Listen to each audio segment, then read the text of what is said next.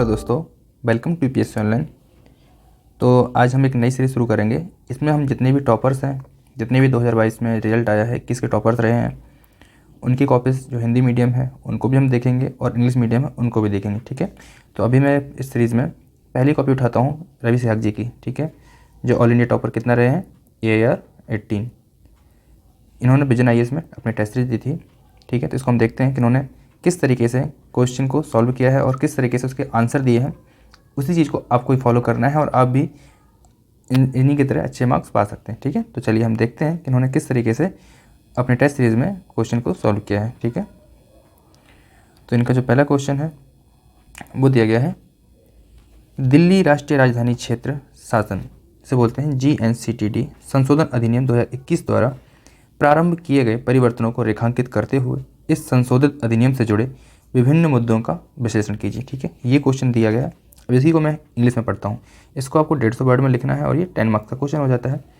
Highlighting the changes introduced by the government of national capital territory of Delhi amendment act 2021 analyse various issue with the amendment act. तो ये इनका question दे रखा है। ठीक है, अब यहाँ देखना है हमें कि उन्होंने आंसर क्या लिखा है इसका। अन्य संघ राज्य क्षेत्रों के विपरीत दिल्ली का शासन मुख्यमंत्री एवं मंत्रिपरिषद एवं उपराज्यपाल, यहाँ पे उपराज्यपाल के द्वारा 1991 में संविधान संशोधन अधिनियम के तहत कुछ अपवादों यानी संघ सूची या राज्य सूची के तहत शासित है। इन्होंने सबसे पहले क्या किया है, जो दिल्ली NCR है, ठीक है, दिल्ली NCT जो अधिनियम है, क्योंकि इसमें संशोधन हुआ है, तो पहले इन्होंने अधिनियम के बारे में बताया है कि दिल्ली का जो गठन हुआ था उसमें उपराज्यपाल आते हैं, ना कि राज्यपाल। ठीक, तो ऐसा केंद्र शासित प्रदेश है जो अन्य राज्यों की भांति, ठीक है, जो अन्य राज्यों की भांति कार्य करता है, लेकिन जो अन्य संघ शासित राज्य हैं उनके विपरीत हो जाता है और राज्यों के बराबर भी नहीं है, उससे थोड़ा कम है, क्योंकि यहाँ पे NCR में आता है ये। ठीक है, और ये कानून, इसके लिए कानून बनाया गया है। तो इन्होंने इसका पहले इंट्रो दे दिया दिल्ली के बारे में। ठीक, आगे उन्होंने क्या बात की है फिर, यहाँ पे उन्होंने बताया कि हालिया संशोधन परिवर्तन यानी कि जो चर्चा में क्यों है, ये क्वेश्चन जो पूछा गया है, चर्चा में क्यों था ये मुद्दा, तो इन्होंने इस परिवर्तन को कैसे गिनाया है कि सरकार शब्द से तात्पर्य क्या है, उपराज्यपाल होगा, इसलिए चर्चा में था। आपने न्यूज़पेपर में पढ़ा होगा, ये मुद्दा काफ़ी बना हुआ था। उसमें कहा गया था कि दिल्ली में अगर सरकार शब्द की बात की जाए तो सर्वाधिक शक्ति किसके पास होगी, उपराज्यपाल के पास। ठीक है, अगला पॉइंट दिखाया है कि विधायिका सरकार पर नियंत्रण संघ या समिति के द्वारा। ठीक, तो ये कहा गया यानी कि विधायिका सरकार पर नियंत्रण कैसे होगा, संघ या समिति के द्वारा स्थापित करने वाला कोई कानून या नियम नहीं बनाएगी। यानी कि जो दिल्ली विधानसभा है, दिल्ली सरकार है, यानी दिल्ली विधानसभा है, वो उपराज्यपाल पर के लिए ऐसा कोई कानून नहीं बनाएगी या फिर ऐसा कोई अपने राज्य में ऐसा कोई कानून नहीं बनाएगी जो उपराज्यपाल की शक्ति को कम करता हो। ठीक, आगे उन्होंने क्या बताया है, दैनिक कार्यों हेतु नियम बनाने की शक्ति विधायिका नहीं बल्कि किसके पास होगी, सरकार के पास। और जैसा कि हमने पता है कि सरकार का शब्द किसका है, उपराज्यपाल को सरकार माना गया है यहाँ पे। ठीक, अगला पॉइंट इन्होंने क्या दिया है, मंत्रिमंडल के कार्यकारी निर्णयों को उपराज्यपाल की स्वीकृति आवश्यक होगी। ठीक है, यहाँ पे आवश्यक कर दिया है, कंपलसरी है, उपराज्यपाल ही स्वीकृति देगा तभी यहाँ पे जो कार्यकारी निर्णय है वो अलाउ होंगे, नहीं तो नहीं होंगे। अगला पॉइंट दिया गया है, उपराज्यपाल द्वारा कोई भी विधान राष्ट्रपति के सम्मुख रखा जा सकता है। यानी कि अगर उपराज्यपाल को ऐसा लगे कि उस पर वो साइन करने में असक्षम है या फिर उससे नहीं कर पा रहा है, तो वो क्या करेगा, कोई भी मुद्दे को राष्ट्रपति के सम्मुख प्रस्तुत कर देगा और वो उस मुद्दे को डिले कर सकते हैं या अप्रूवल दे सकते हैं, वो राष्ट्रपति के विवेकानुसार हो जाएगा। ठीक है, तो ये यहाँ पे जो रवि सहग जी ने है ये पॉइंट यहाँ पे प्रस्तुत किए थे, किस चीज़ को लेके, हालिया संशोधित अधिनियम है ना, इसके बारे में उन्होंने पॉइंट किया था। चलिए अब हम देखते हैं कि उन्होंने और क्या इसमें ऐड किया है। इन्होंने पहले मुद्दे गिनाए कि संशोधन के परिवर्तन की मुद्दा क्या था। ठीक है, ये परिवर्तन बता दिया क्या डिमांड थी। आगे इन्होंने बात की है कि मुद्दा क्या है। ठीक, हम इसको भी पढ़ते हैं। तो उपराज्यपाल को व्यापक शक्तियां प्रदान करना, ठीक है, ये मुद्दा है। दूसरा क्या है, जनता के शासन, लोकतंत्र की मूल भावना की उपेक्षा की गई है, क्योंकि यहाँ पे आपको पता होगा कि जो मुख्यमंत्री का क्या होता है, चुनाव, मुख्यमंत्री चुन के आता है, यानी कि जनता द्वारा डायरेक्ट चुन के आता है, प्रत्यक्ष चुनाव होता है। यहाँ पे जो उपराज्यपाल है उनकी क्या होती है, नियुक्ति, जो केंद्र सरकार है वो इन्हें नियुक्त करती है। तो ज़्यादा पावर किसके पास होनी चाहिए, यहाँ पे मुख्यमंत्री के पास, लेकिन यहाँ पे उल्टा कर दिया गया कि उपराज्यपाल के पास क्या हो गया, ज़्यादा पावर हो गई। तो यहाँ पे मुख्यमंत्री की भूमिका है वो क्या हो जाएगी, कम हो जाएगी। तो मुख्यमंत्री जैसे पद का होना ना होना जो ज़्यादा वैल्यूएबल नहीं रहेगा, क्योंकि अंतिम भूमिका कौन निभा रहा है यहाँ पे, उपराज्यपाल। ठीक है, चलिए अगली यहाँ पे बात की गई है कि उपराज्यपाल हेतु समय सीमा में स्वीकृति देने हेतु कोई सीमा निर्धारित नहीं है। अब यहाँ पे एक इशू ये भी आता है कि चलिए ठीक है, उपराज्यपाल सरकार है, लेकिन अगर कोई इशू के लिए हमें अप्रूवल लेना है तो कोई समय सीमा फिक्स नहीं है कि कब तक वो इसका अप्रूव करेगा या नहीं करेगा। ठीक है, ये भी यहाँ पे मुद्दा बना हुआ है। आगे क्या कहा गया है, कार्यपालिका पर विधायी का नियंत्रण समाप्त सर्वोच्च न्यायालय के आदेश के विपरीत हो जाएगा। यहाँ पे कहा गया है कि कार्यपालिका पर विधायी का नियंत्रण समाप्त। अब यहाँ पे आप देखिए, संसद कोई भी कानून बनाती है और कार्यपालिका उसको क्या करती है, फॉलो करती है। यहाँ पे उल्टा कर दिया गया है कि कार्यपालिका कोई भी कानून बनाएगी, लेकिन विधायिका, यहाँ की जो दिल्ली विधानसभा है वो विधायिका कोई कानून बनाती है, लेकिन यहाँ की दिल्ली की जो कार्यपालिका है उस पर लागू ही नहीं होगा, क्योंकि वो पॉलिसी वहाँ पे साफ साफ कह दिया है कि सरकार उपराज्यपाल है, ना कि मुख्यमंत्री। जो सीएम है वो यहाँ पे सरकार शब्द का यूज़ नहीं किया गया, यानी कि जो कार्यपालिका उसका यूज़ नहीं किया गया। यहाँ पे कार्यपालिका का जो वास्तविक नहीं है, जो नाम मात्र का प्रमुख है, तो नाम मात्र के प्रमुख को यहाँ पे क्या कर दिया गया, ऊंचा माना गया। जैसे कि हमारे देश में अगर राष्ट्रपति को सर्वोच्च माना जाए और जो प्रधानमंत्री चुन के आते हैं अगर उनके पास अधिकार नहीं रहे, तो आप समझ सकते हैं कि प्रधानमंत्री जो पूरे देश में चुनाव होते हैं लोकसभा के, उससे द्वारा चुन के जाते हैं, तब जाके वो इतना बड़ा देश संभालते हैं। वहीं पर अगर राष्ट्रपति को जो कि उनके ही द्वारा इनडायरेक्ट चुनाव होता है, तब जाके उन्हें राष्ट्रपति बना दिया जाता है और उनके पास अगर सत्ता आ जाती है, तो आप समझ सकते हैं कि देश में जो मूल भावना है वो उसके विपरीत है, ये कानून या नहीं है, आप खुद समझ सकते हैं इसमें। वहीं आगे हम देखते हैं कि देखो, इन्होंने बताया कि उपराज्यपाल को मंत्रिपरिषद की सहायता व सलाह पर कार्य करना चाहिए। यहाँ पे इस बात को लेकर इन्होंने हाईलाइट कर दिया है कि सुप्रीम कोर्ट ने क्या आदेश दिया था, उसके विपरीत कैसे है। ठीक है, वहीं दिया है एनी मैटर। एनी मैटर का अर्थ क्या बताया है, मैटर नहीं, एवरी मैटर। ठीक है, एवरी मैटर नहीं, एनी मैटर का अर्थ एवरी मैटर नहीं, यानी कि कोई मैटर दे सकते हैं लेकिन सारे मैटर नहीं। उपराज्यपाल द्वारा राष्ट्रपति के पास विवाद ले जाना। अब इसका ये मतलब नहीं है कि एक कोई मैटर दे सकते हैं या एवरी मैटर नहीं, इसका भी एक मुद्दा बना हुआ है। ठीक है, वहीं पर रवि सहायक जी ने एक यहाँ पे आगे की राह भी सुझाई है कि आगे की राह क्या है। यद्यपि संघ सरकार का कहना है कि उन्होंने सर्वोच्च न्यायालय के निर्णय का पालन किया है। केंद्र सरकार यहाँ पे क्या अपना तर्क दे रही है कि सर्वोच्च न्यायालय के निर्णय का पालन तो किया है, किंतु व्यापक परामर्श किया जाना जरूरी, यानी कि जो व्यापक परामर्श होना चाहिए था वो केंद्र सरकार ने नहीं किया है। ठीक, दूसरा वहीं पे दिल्ली सरकार व जनता की भावनाओं का उपेक्षा नहीं उचित नहीं है। अब आपको यही चीज़ जो मैं डिस्कस कर रहा था ऊपर कि दिल्ली सरकार यानी कि जो चुनी हुई सरकार है, दिल्ली सरकार जो उपराज्यपाल को बता दिया यहाँ पे, और जनता यानी जनता ने भी सरकार को चुन के भेजा है, तो वहाँ पे जो उचित प्रबंध होना चाहिए था, यानी कि जो सीएम को ज़्यादा शक्ति मिलनी चाहिए थी, तो उसकी भावनाओं की उपेक्षा तो की गई है कि नहीं की गई है।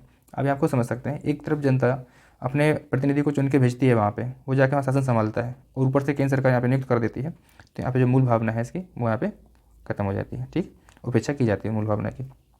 यहाँ पे थोड़ा निष्कर्ष भी दे दिया इन्होंने। अतः विधायी जवाबदेहिता व कार्यकारी स्वतंत्रता के मध्य उचित संतुलन लाया जाना चाहिए। यानी आप समझ सकते हैं आप कितना प्यारा इन्होंने निष्कर्ष दिया है कि अतः विधायी जवाबदेहिता व कार्यकारी स्वतंत्रता के मध्य उचित संतुलन लाया जाना चाहिए।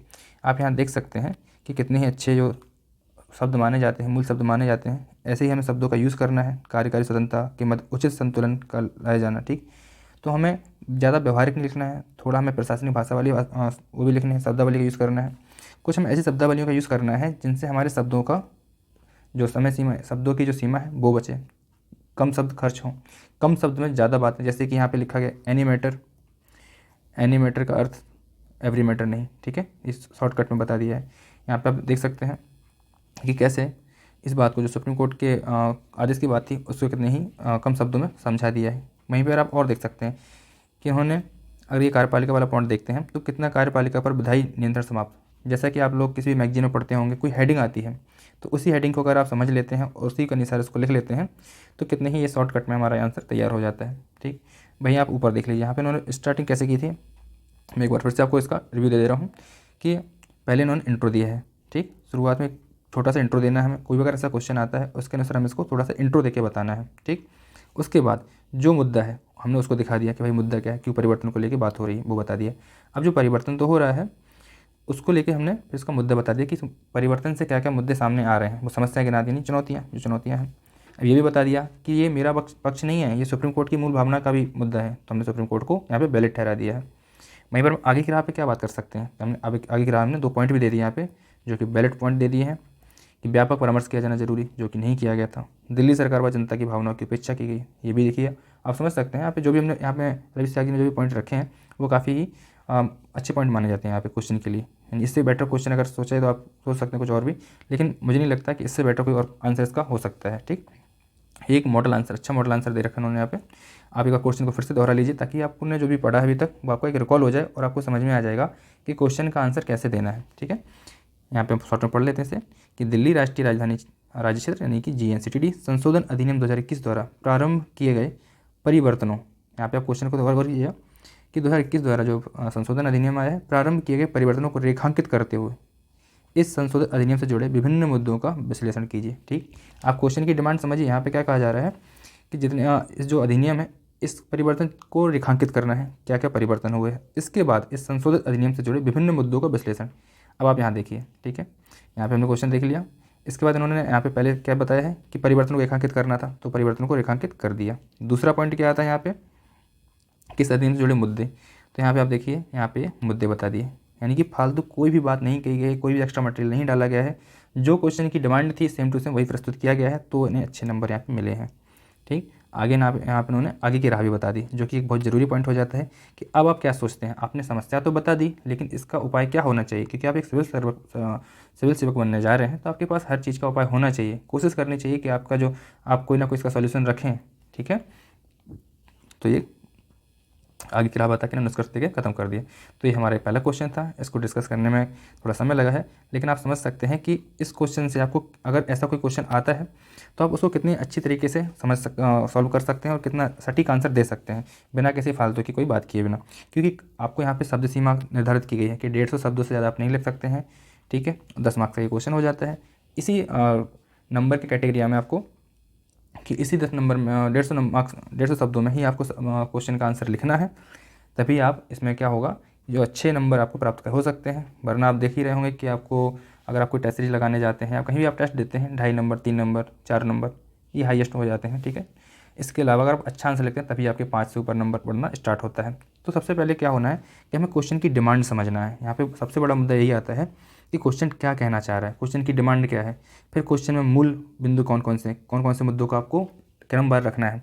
जैसे कि आपने देखा होगा कि आप कोई भी अगर किसी प्रोग्राम के लिए कोई प्रेजेंटेशन बना रहे हैं, ठीक है, तो आपको देखना होता है अगर कहीं आप इंट्रो देने जा रहे हैं। अब ऐसा नहीं है कि इंट्रो में आप बताने लगे पहले अपने बचपन की कहानी, फिर आप बताने लगे दोस्तों की कहानी, फिर आप बताने लगे किसी और की कहानी। ठीक है, तो ये आपका इंट्रो नहीं हुआ। आपको पहले अपने बारे में पहले अपना नाम बताएंगे, अपने पिताजी का नाम बताएंगे, अपना प्रोफेशन बताएंगे, तब जाके आप अपने बचपन तक आएंगे, फिर जाके अपने दोस्तों तक आएंगे, फिर जाके अपने रिश्तेदारों तक आएंगे। तो ये होता है एक क्रम। तो हमें क्या करना है, एक क्रमवार तरीके से ही क्वेश्चन को सॉल्व करना है। क्वेश्चन को जो हमें इसका प्रेजेंटेशन है वो रखना है। अगर आप कोई भी चीज़ ऊपर नीचे करते हैं तो जो एग्जामिनर है उसको पढ़ने में आप खुद सोचिए, अगर आपके पास भी कोई चीज़ आती है और कोई क्रमवार तरीके से नहीं आए तो आपको भी बहुत ही अच्छा नहीं लगेगा और आप एवरेज मार्क्स देके निकल जाएंगे। चाहे आप कितना भी अच्छा मटेरियल डाल दें, लेकिन आपका प्रेजेंटेशन अच्छा नहीं है, आपने क्रमवार तरीके से नहीं लिखा है।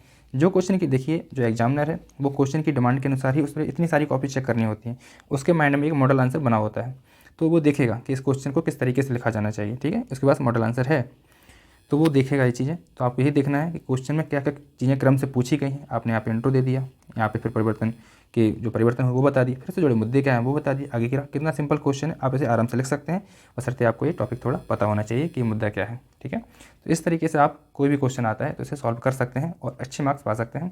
ठीक है, मिलते हैं नेक्स्ट वीडियो में, तब तक के लिए धन्यवाद।